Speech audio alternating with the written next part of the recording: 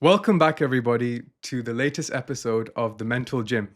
Today, we're joined by someone who is very, very special to us. And actually, he's been around longer than this whole thing has existed. He saw it, you could say, in the embryonic infancy stage before there was anything in this world called Medology. He saw it in a playground, playing cricket and many other things. So we're very honored to welcome our former headmaster, Mr. Wright, Mr. Graeme Wright, the headmaster of one of the UK's leading grammar schools, Altrincham Grammar School for Boys. But that's not all there is to him, but we'll find that out later in this podcast. We brought him on because we think he's got a very inspirational story and he's someone who means a lot to us. And, I'm so excited for this. I never would have thought this would have happened 10 years ago, but that's what life just shows. Life goes in very interesting directions. But anyways, I'm not the star of the show. We have the star with us. So welcome, sir. Hello. Nice to meet Thank you very much indeed. And it's great to be here. Thanks so much for inviting me. And can I just say that watching Medology grow over the last few years has been incredible. You had a vision and you've made that vision reality. You're not just regional, you're not just national now, but you are global. So it's absolutely fantastic. And I know how much service means to you and helping others admin. So well done to you, well done to your colleagues. And the whole Altering Grammar community are extremely proud of what you've done. Thank you so much, sir. I think, we talk about this all the time. We've been to schools across the country and we're so grateful for the values that, from a very early stage were almost inculcated in us. And, we're always remembering the staff at AGSB and everything. So we owe a lot to you and the team. And so thank you so much. I think to start off with, it only makes sense for those listening in for the first time, meeting you for the first time, to take us through your journey. I know, but they may not know that you've come from a very interesting background, in the military, and you've done a lot over the years and had a very mixed career, maybe almost unusual for a headmaster. So what is it that took you from in the military to now being one of the leading head teachers in the country? What's that journey been like? Because that's very fascinating for me to hear. I've had a unusual route to becoming a head teacher of Altrincham Grammar. Well, I think it started when I was at school myself. I was very lucky to go to a school, a very good school in Oxford, which had a very similar ethos and a holistic outlook to education as Altrincham Grammar does. And I loved being at school. I enjoyed academia, I enjoyed sport, music, drama. I took full opportunities that were out there, and I sort of subconsciously saw that there was a huge amount of community feel to the place. Not only the community of students, but I also noticed the community of staff, that the variety of their daily life, the collaboration, the camaraderie of the staff was something that really resonated on me. So when I finished my A-levels at that school and walked out the gate, I definitely thought teaching could be a career for me. So to that end, I went off to New Zealand, within a couple of months of leaving school for a year off, and taught in Christ College, which is supposedly the sort of Eton of New Zealand. And it was a boarding school for about 600 boys. And I must admit, New Zealand back in 1990 was probably like England was and the UK around 1975. It was a challenging school, for students and staff, but it taught me to grow up a lot. I taught lessons of English and I coached rugby and cricket, and I've thoroughly enjoyed it. However, during that time, I also became very interested in the military and especially the Royal Marines. So much to my mother and father's displeasure, I arrived back from New Zealand saying, I don't want to be a teacher at the moment. I want to be a soldier. Not only that, I want to be a Royal Marine. I want to be a commando. And I think it was the sort of romance of the Green Beret, the challenge of trying to win that Green Beret that was sort of all consuming.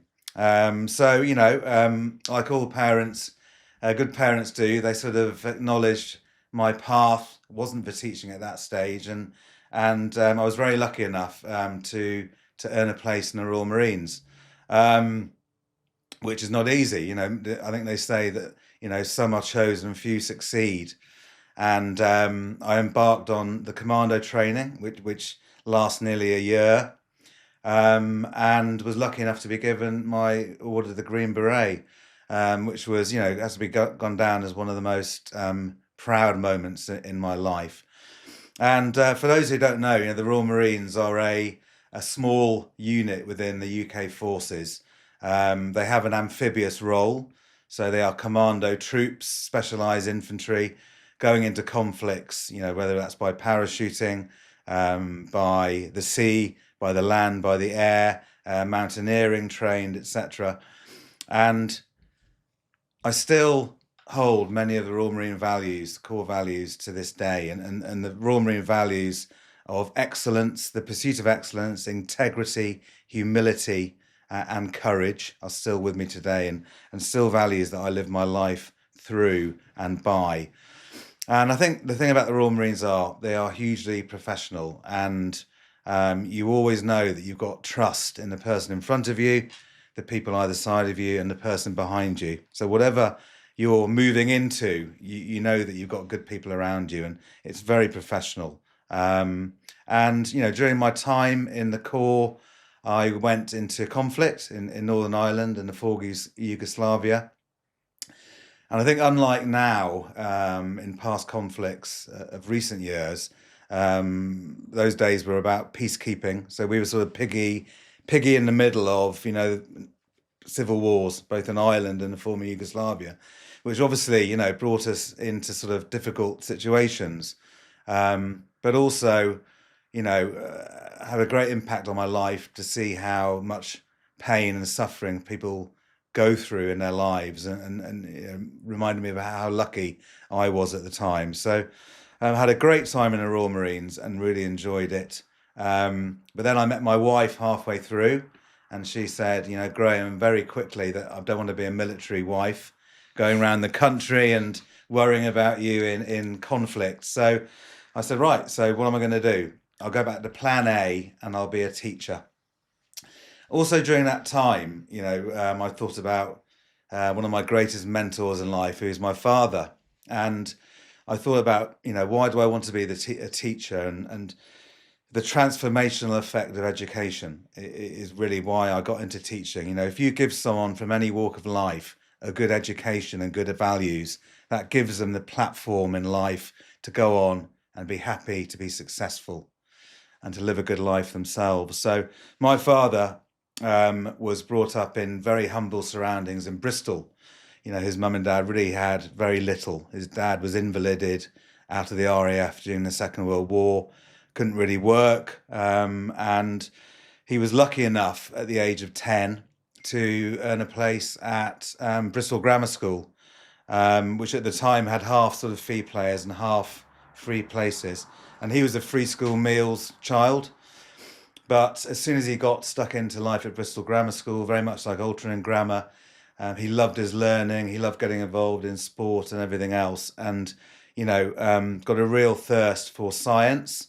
And, at the age of 17, was offered a place at Durham to do medicine. His first job was in the Royal Victoria Infirmary in Newcastle. He specialised in pathology, and it wasn't long before he was offered a chair professorship in Oxford, one of the youngest professors in England. He moved there to the Hammersmith Hospital. From there, he became Vice-Chancellor at Imperial, then Warden of the Barts in London, St Mary's. So in charge of this huge medical school. So this boy, poor boy from Bristol, was given a great education, great values, a great work ethic, and he was knighted back in 2006 for his services to medicine, because he's written whole books and lots of research on gut cancer. So that showed me that if I can teach, and if I can teach well, then that's going to give people an amazing future. So that's why I got into teaching. I went to university in Liverpool, did a history degree, PGCE in Manchester, and I joined the profession not wanting to go up the ladder at all. I was quite happy teaching history, teaching politics at A-level, coaching rugby and cricket, doing D&V and all that sort of thing. I love the variety. And but slowly but surely, I started to sort of look at people who were leading the school, and I thought, can I do a bit better than that maybe? So, became a head of year at my first school, Liverpool College. I moved to head of department, head of history at King's School, Macclesfield. I became assistant head at Trent College in Derbyshire, and then moved over to Jersey, Victoria College, to be the deputy head. And at the then I sort of realised that I could be a head, and what better opportunity have you got to navigate and influence the lives of so many young people is to be the head. And when the Altrincham Grammar job came up, I knew of its reputation. I put in a sort of speculative application, prepared well for it, and was lucky enough to be made head in September 2018. And, coming into my 8th year, it's been an honour, a pleasure, and a privilege to be head of this fantastic school. So that's my story into education. Amazing. And it's so cool to hear all the different moments that led to you even becoming the headmaster, which is when we obviously first met. And I can only imagine what you've learned over this journey. One thing which I remember very fondly, and even now it still sometimes can send a shiver down my spine, is all those assemblies where, at a young age, we were all told that, we're all going to be leaders of tomorrow. We're all going to go off and do amazing things in the world. And there was a real philosophy of leadership at AGSB that I felt. And so what were the key moments over your journey, you could say, that shaped your philosophy of that? And are there any main kind of principles that you've taken from all these vast experiences that you stand by very strongly and that have stayed with you? Sure. And I think it was really in the Royal Marines when I learned a lot of my sort of leadership principles, to plan well in what you're doing. So you talk about my assemblies, they weren't sort of, written down on a Sunday night in an hour or so. They were planned for a long time, and they were designed to really inspire the fantastic young people in front of me. And I put a lot of thought into that. So I think in the Royal Marines, when you're planning for operations, where people's lives are at stake, you plan well, you plan thoroughly, you plan strategically, you rehearse, and you do it again. So planning well has always been part of my my leadership sort of style. And also from the Royal Marines, it's knowing about the people you're leading. So for me, the first thing I did at AGSB was to get to know the staff as well as possible by their first name, not just to know what subjects they taught, but what were their drivers in life, what were their strengths, what were their areas of development, what were they happy doing. Because if you know people's levers and you understand who you're leading, you'll get the best out of them. That transpires also to the pupils. So, I try to learn as many boys' names as possible, even though there are now 1,500 boys. So if you're talking about my leadership style, I'd call it a sort of bespoke, compassionate style of leadership. It's my vision for everyone who walks through the door of Altrincham Grammar School for Boys, whether it's a member of staff or a pupil, to be known, valued and cared for and treated as an individual. And I think if that happens, then they're going to be happy and high achieving. So that's definitely something I sort of describe my leadership style as: someone who wants to meet someone in the corridor, a boy, talk about how they're doing, because, for the head to know someone's name and to talk to them, it goes a long way. Also a values-driven leader. So you might remember that when I arrived at HSB, we didn't really have any core values. So we did a huge exercise with staff, students and parents and alumni. What values should be central to life at HSB? And we come up with love of learning, respect, responsibility, resilience. And now, I whenever a student has a bump in a road and gets into some trouble, we will use the values. You haven't lived by these values and we're disappointed. But, and all HSB students live by that love of learning, which is fantastic. So high values-driven leadership, high moral and ethical values, because as you know, Amin, when you're ahead, you get lots of problems thrown your way, and there are lots of sensitive problems with pupils or disciplinary or with staff and parents. And I think your morals and your values and your ethics help you navigate through those difficult times. Another thing is being authentic. So when I was becoming a assistant head, deputy head, I found myself sort of modelling a lot of the people who led me. And I think what I've learned now is that you've got to be yourself. You've got to be authentic. And because if you're not, people will find you out. So be yourself. And if people don't like you for that, then, that's their problem. Be yourself and trust yourself. And I think, for school leadership, there's lots of leadership traits that you need to take on, as you would for any CEO of a business. So, if you're looking at strategic vision, so we always look at the school 4 years ahead, and we look at, what should schools be like in 2030? Are we giving a relevant education for our young people as they go out into an ever-changing world? Is the curriculum fit for purpose? So we always look strategically, is our campus fit for purpose? How we can evolve the school, collaborating with various groups and influencers, leadership and management of people, which as you know can be difficult. Contextual leadership, so moving from one school to another, as I have, making sure that you don't, it's not one size fits all. If one thing works in one school, it might not work in another school.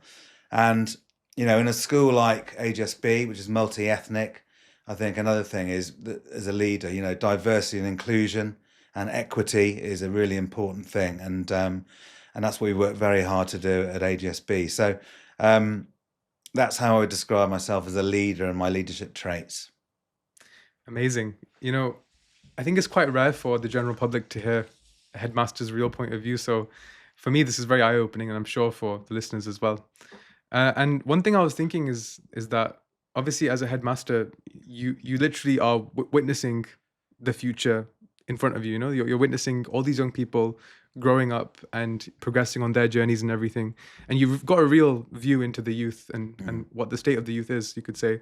So I'm very curious to hear from you, like what you've learned over the years about what the real needs of young people are, maybe things that the public doesn't understand, or even parents maybe don't see, because obviously you see a different side to students in school, for example. So what have you learned about the real needs of students over the years?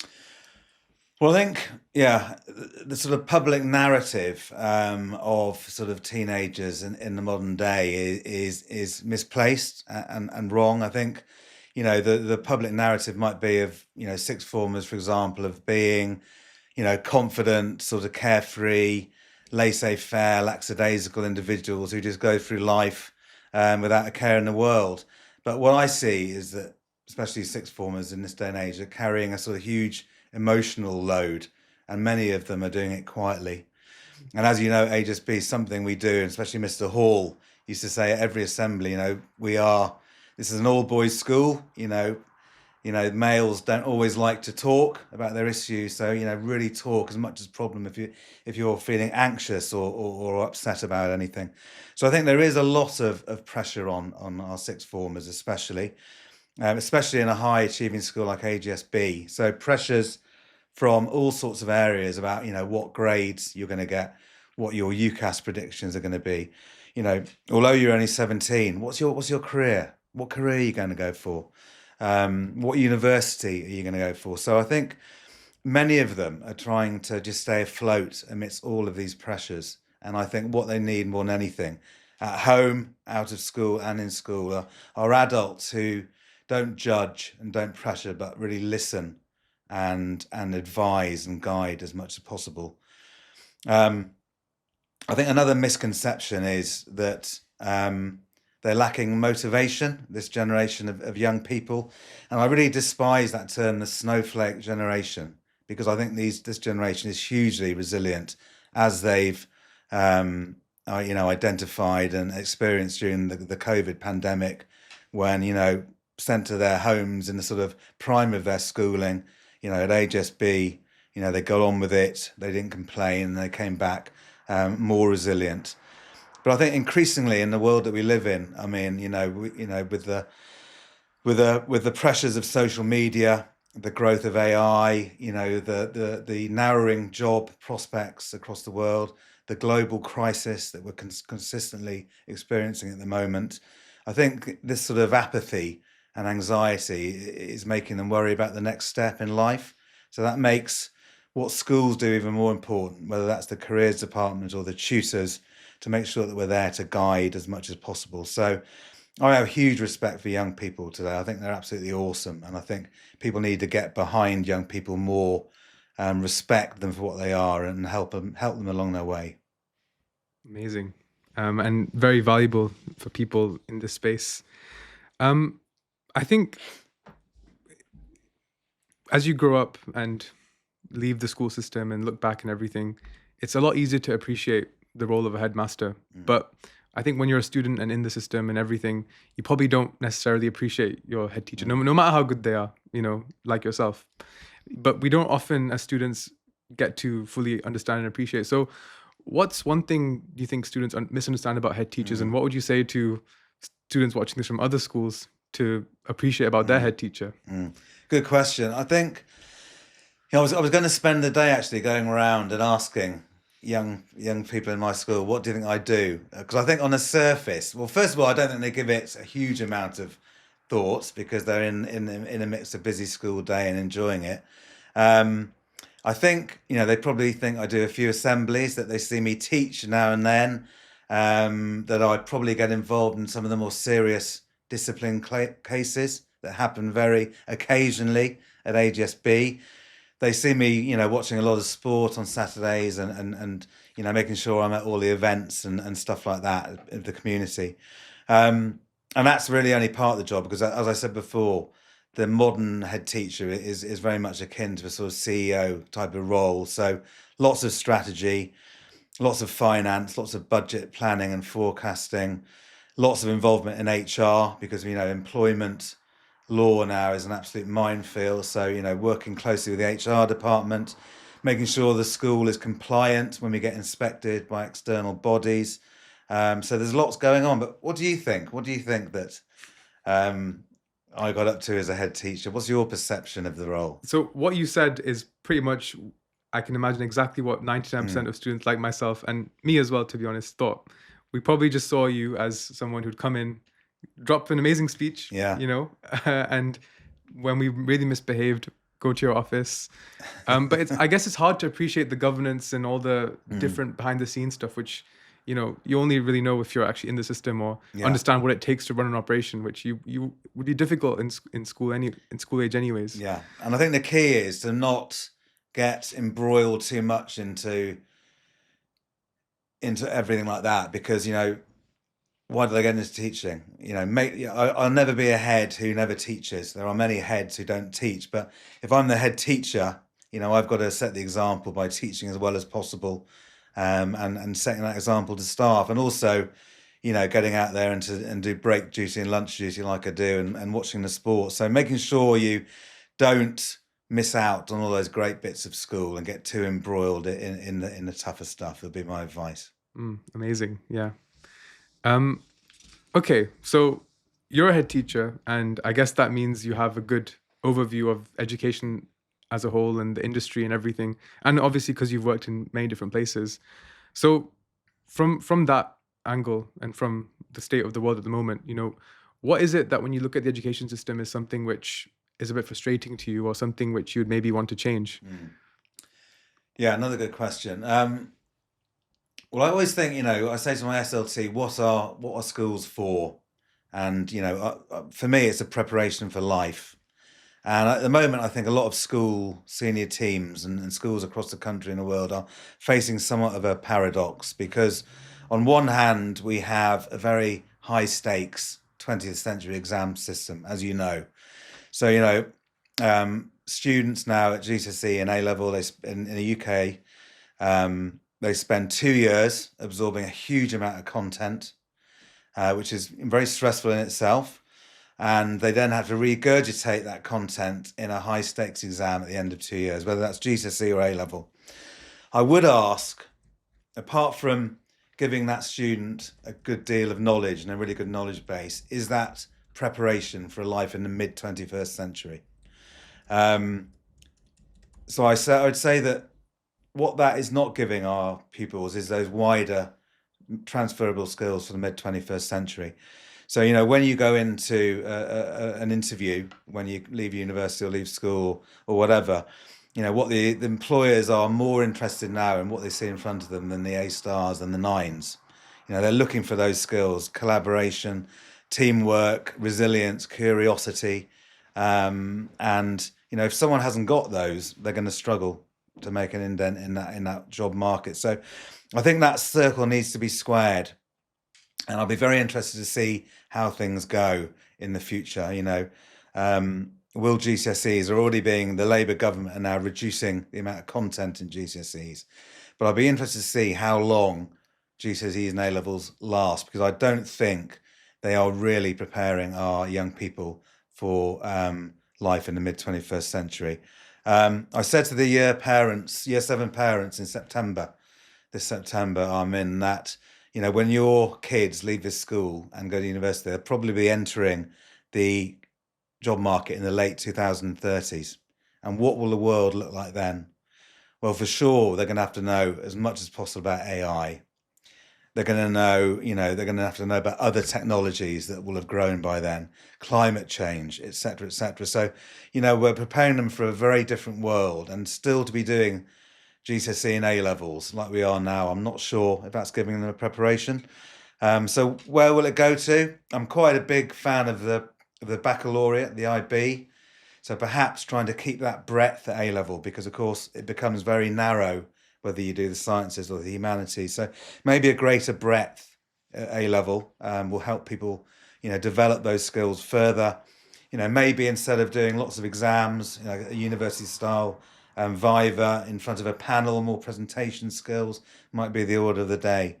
And I am worried about AI. I'd be interested to know how you feel about AI, because, AI writes essays, AI writes homework, AI writes letters, and it's eroding, I think, humanity and intelligence for people who use it without their eyes open. I mean, it can be amazing. I use AI, but I am worried about the future with people using it for the wrong reasons without thinking. I mean, how do you feel about AI as someone who's gone through school and is now embarking on their medical career? Yeah, I mean, when I look at what AI can do now and the functionality and everything, I kind of wish I had it in school days, but also I realized if I had it then, I probably wouldn't have developed a lot of skills that I had the honor of developing over that time. Because, for example, now you can just, even the ability to write, you see most people writing emails with AI, and it's taken a lot of that away, I feel, and I've seen it on social media and everywhere. So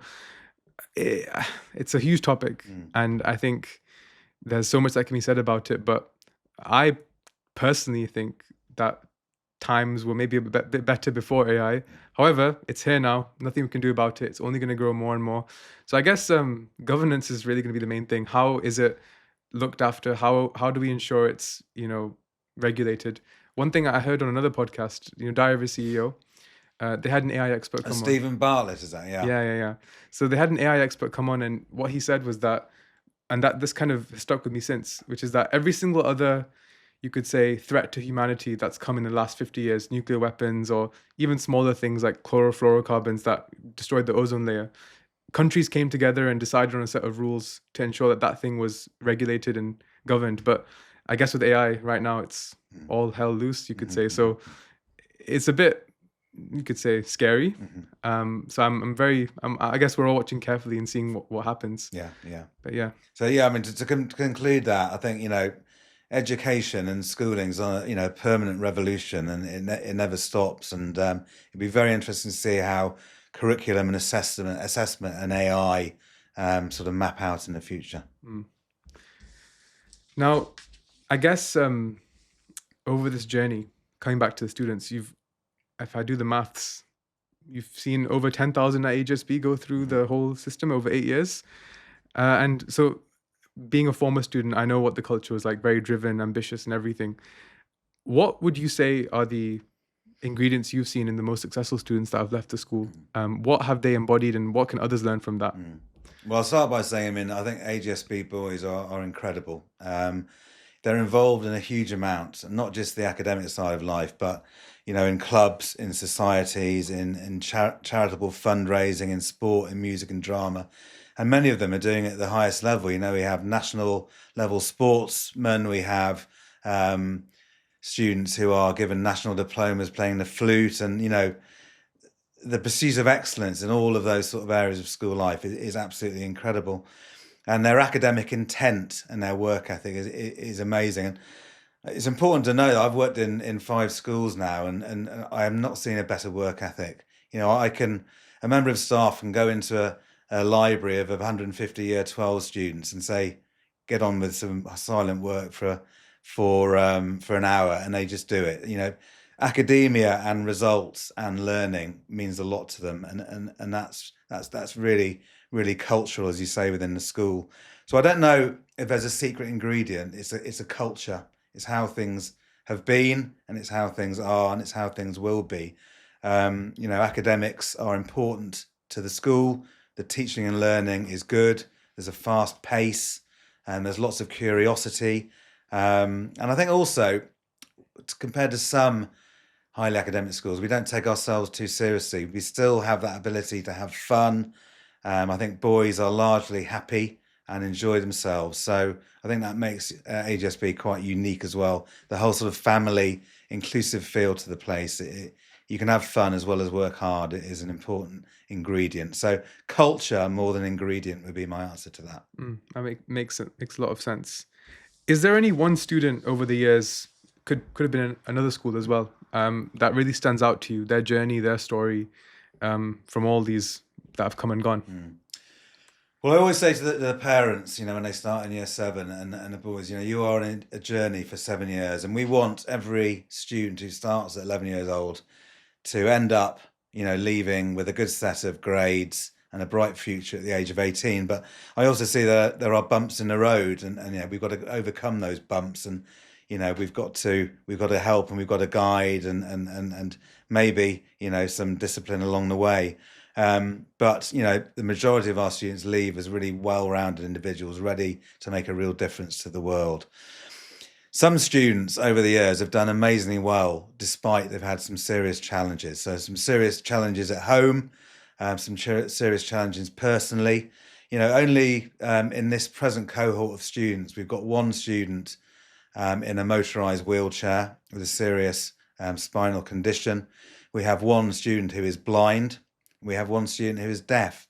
And despite their disabilities, they're still in the sort of top 5, top 10 of their year group. So the resilience of these young people is incredible. But one student, I remember one student, I won't name him, who was an absolute handful from year 7 right the way through to year 11. It's amazing the difference when they come back in the 6th form, get the suit on.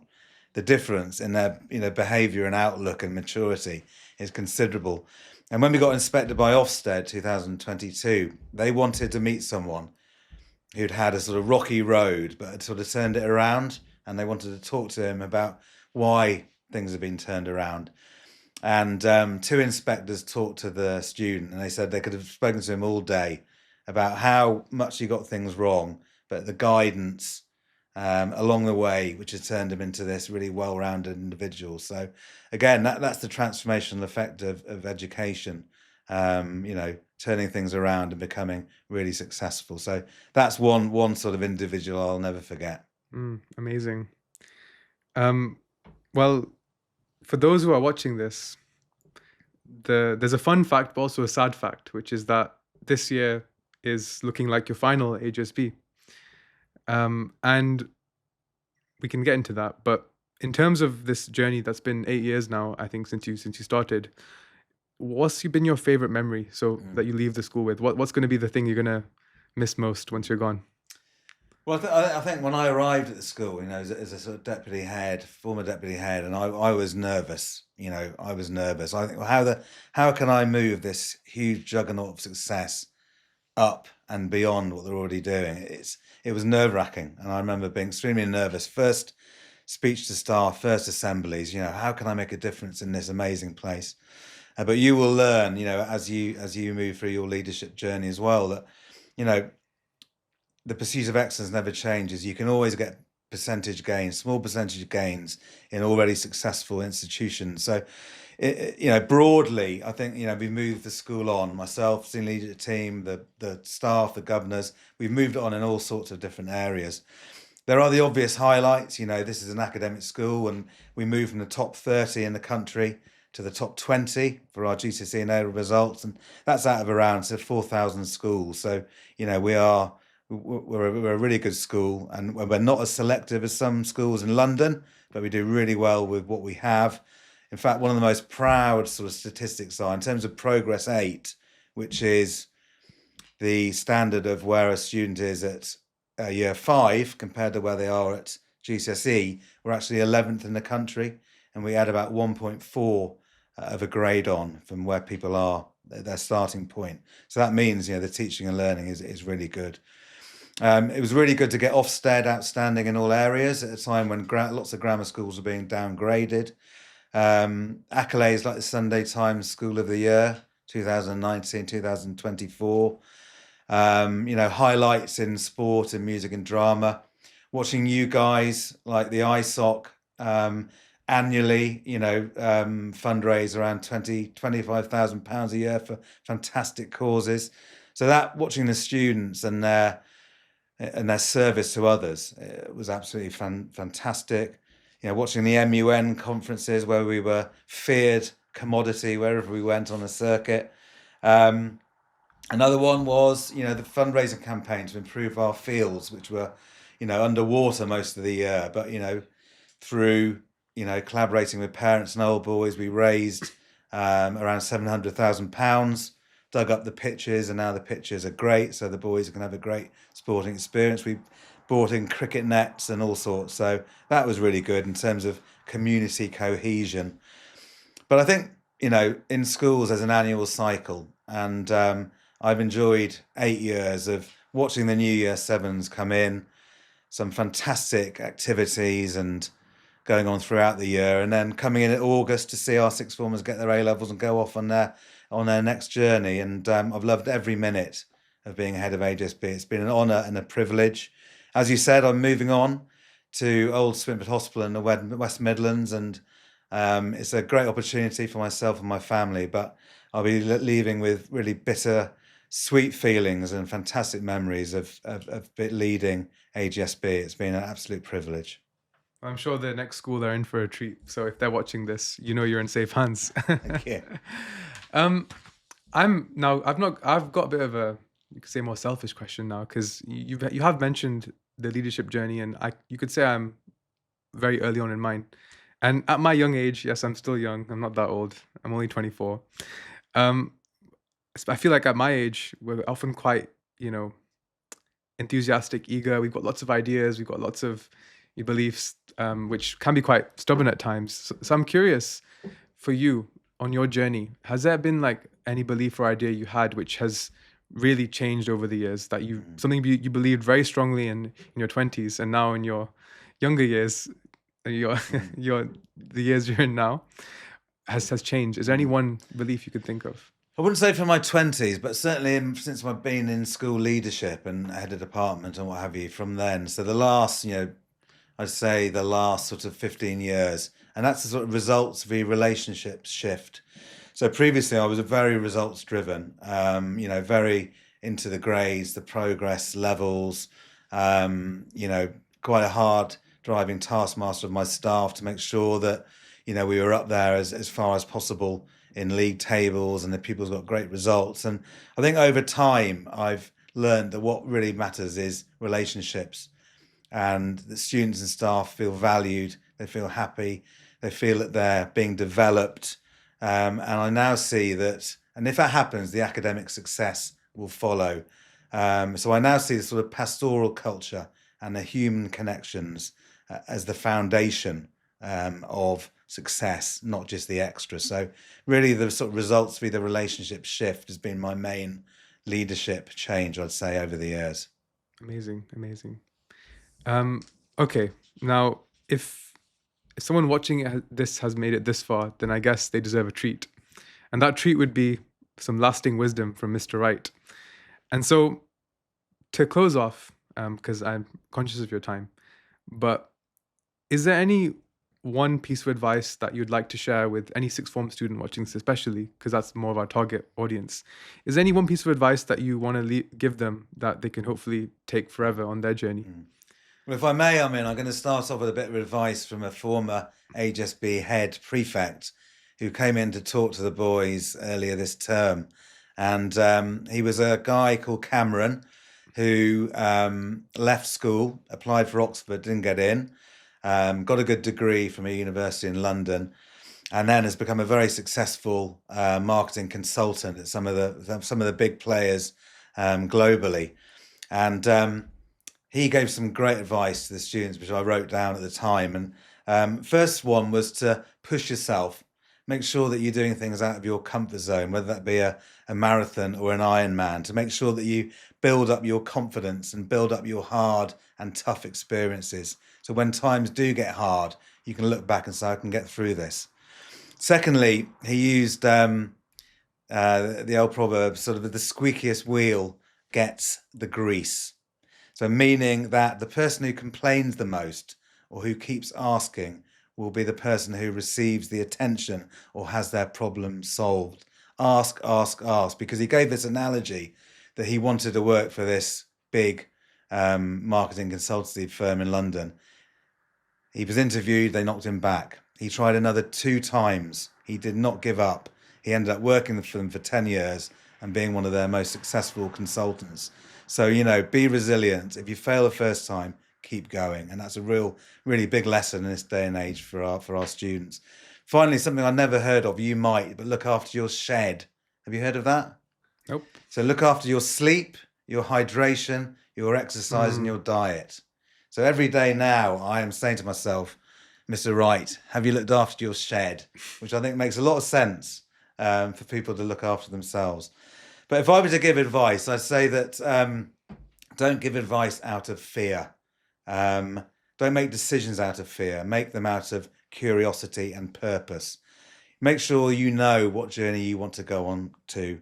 Allow yourself to grow. Allow yourself to evolve.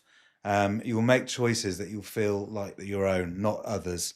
So curiosity leads to courage and fear leads to regret. So choose curiosity, be your own person, find your own loves in life and follow them with commitment, drive and passion. Amazing.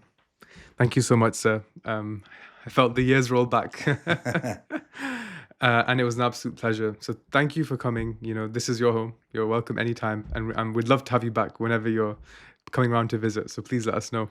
Thanks again. I really enjoyed it. And good luck with your career and your fantastic organisation. Thank you so much, sir. Thank you very much.